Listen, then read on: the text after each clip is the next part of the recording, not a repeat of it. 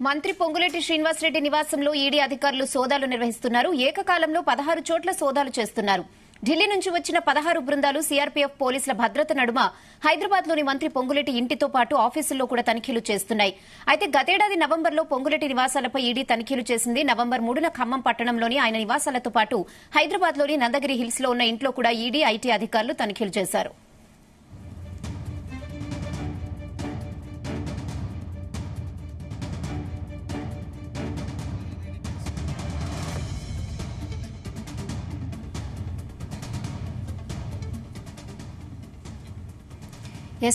ఇదే విషయంపై మరిన్ని అప్డేట్స్ రవితేజ పొంగులేటి నివాసం నుంచి అందిస్తారు. రవితేజ, ఉదయం 5:30 ప్రాంతం నుంచి 16 బృందాలుగా విడిపోయినటువంటి ఈడీ అధికారులు కంటిన్యూగా ఈ సోదాలు నిర్వహిస్తూ ఉన్నారు. ప్రస్తుతం రోడ్ నెంబర్ 17లో ఉన్నటువంటి పొంగులేటి శ్రీనివాసరెడ్డి ఇంటి నివాసాన్ని ప్రత్యక్ష ప్రసారం ద్వారా చూస్తూ ఉన్నాము. సిఆర్పీఎఫ్ బలగాలందరూ కూడా ఇంటిని పూర్తిగా తమ ఆధీనంలోకి తీసుకొని ఎవరు కూడా ఇటువైపు రానివ్వకుండా, లోన ఉన్న వ్యక్తులు బయటికి వెళ్లకుండా అందరినీ కూడా ఎక్కడికక్కడ నిలిపివేసి ఏ ఒక్క ఆధారాలు మిస్ అవ్వకుండా సిఆర్పీఎఫ్ బలగాలు ఉదయం నుంచి కూడా పొంగులేటి శ్రీనివాసరెడ్డి రోడ్ నెంబర్ 17లో ఉన్నటువంటి ఇంటినంతా కూడా పూర్తిగా తమ ఆధీనంలోకి తీసుకున్నారు. ఉదయం 5 గంటలకే ఇక్కడికి చేరుకొని ఇక్కడ ఉన్నటువంటి అందరి మొబైల్స్ ని కూడా స్వాధీనపరుచుకొని ఎవరు కూడా బయటికి ఇన్ఫర్మేషన్ ఇవ్వకుండా తగిన జాగ్రత్తలు తీసుకుంటూ ఈ రైడ్స్ కొనసాగిస్తూ ఉన్నారు. రోడ్ నెంబర్ 17 జూబ్లీహిల్స్ కి చెందినటువంటి పొంగులేటి అధికారిక నివాసం, రోడ్ నెంబర్ 10 ప్రైడ్ సంబంధించినటువంటి కన్స్ట్రక్షన్ భవనం పైన సోదాలు కొనసాగిస్తూ ఉన్నారు. ఖమ్మంలోని తన కార్యాలయం, ఖమ్మంలోని తన అధికారిక నివాసం, హిమాయత్ సాగర్ లో ఉన్నటువంటి పొంగులేటి శ్రీనివాసరెడ్డి చెందినటువంటి ఫామ్ హౌస్, మొత్తం 16 చోట్ల కంటిన్యూగా ఎన్ఫోర్స్మెంట్ డైరెక్టరేట్ అధికారులు ఒకేసారి ఒకే టైంలో రంగంలోకి దిగి ఎక్కడ కూడా ఏ ఆధారం మిస్ అవ్వకుండా, ఎలాంటి డాక్యుమెంట్ ట్రాన్స్ఫర్ అవ్వకుండా పకడ్బందీగా ఇక్కడికి చేరుకొని వీళ్ళంతా కూడా ఉదయం నుంచి కూడా కంటిన్యూగా ఈ సోదాలు కొనసాగిస్తూ ఉన్నారు. చాలా రోజులుగా పొంగులేటి శ్రీనివాసరెడ్డి తనయుడు హర్షారెడ్డి పైన కొన్ని అభియోగాలు, ఆరోపణలు వెలువడతా ఉన్నాయి. చెన్నై కస్టమ్స్ అధికారులు నేరుగా నోటీసులు అందజేసినటువంటి పరిస్థితి కూడా కనబడతా ఉంది.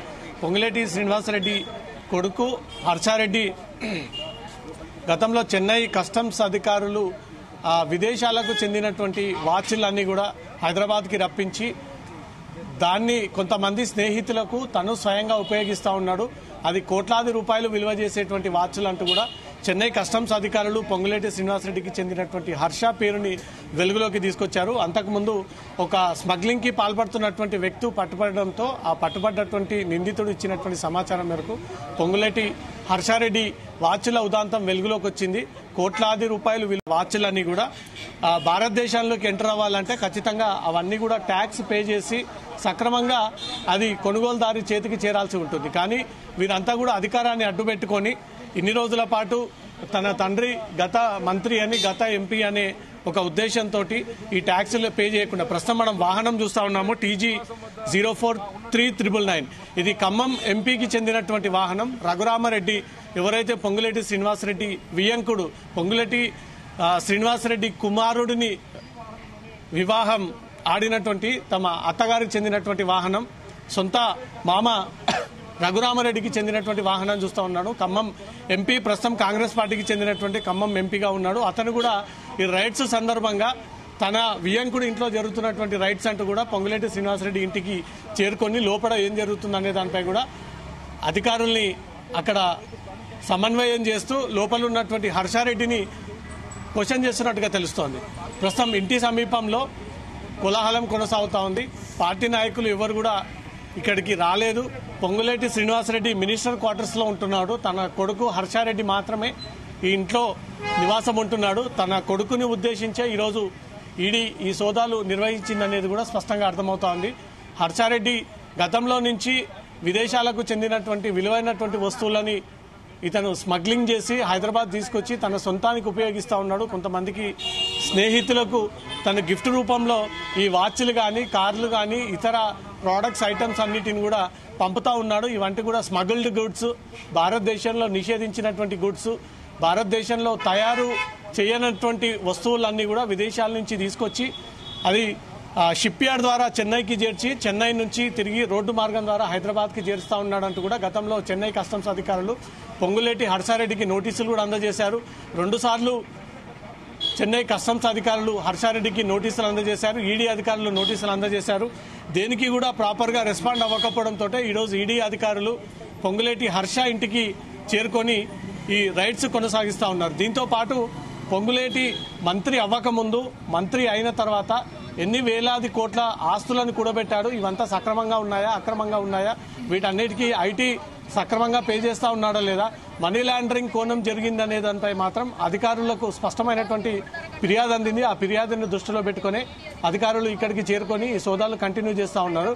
ఏదైనా ఫెమా ఉల్లంఘనకు పాల్పడ్డా, విదేశీ కరెన్సీని కూడా తను ఏమాత్రం లెక్కల్లోకి రాకుండా ఈ ఫెమా ఉల్లంఘనకు పాల్పడ్డాడు అనే దానిపై కూడా ఈడీ అధికారులు ఆ కోణంలో కూడా క్వశ్చన్ చేస్తా ఉన్నారు. మనీ లాండరింగ్ జరిగింది అంటూ కూడా గతంలోనే ఎన్నికల ముందు పొంగులేటి శ్రీనివాసరెడ్డి తను నామినేషన్ వేసిన రోజే ఈడీ సోదాలు గతంలోనే జరిగినటువంటి సందర్భాలు ఉన్నాయి. దాన్ని కంటిన్యూయేషన్ గానే పొంగులేటి హర్షపై వస్తున్నటువంటి ఆరోపణలు, ఆయనపైన ఉన్నటువంటి అభియోగాలు, ఇటీవలే చెన్నై కస్టమ్స్ అధికారులు పొంగులేటి హర్షకు నోటీసులు అందజేసినా అతను రెస్పాండ్ అవ్వకపోవడము, దాని గల సమాధానం ఇవ్వకపోవడంతో ఈరోజు ఈడీ అధికారులు నేరుగా ఇంటికి వచ్చి ఈ సోదాలు కంటిన్యూ చేస్తా ఉన్నారు.